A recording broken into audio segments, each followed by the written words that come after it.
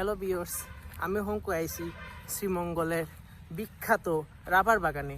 আর rubber বাগানে হংকু দেখরা অনেক সুন্দর পাতা উঠছে, যেহেতু হংকু বসন্তর শুরু হয়েছে কয়েকদিন আগে। অনেক সুন্দর পাতা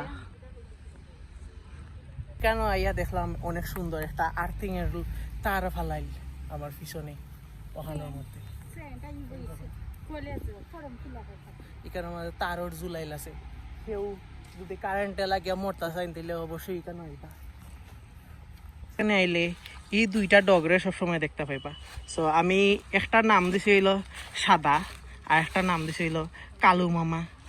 এটা অবশ্য খালায় সাদায়, কিন্তু এরা আমি কালু মামা নাম দিছি কারণ এগুলো আমার মতোই দেখতে।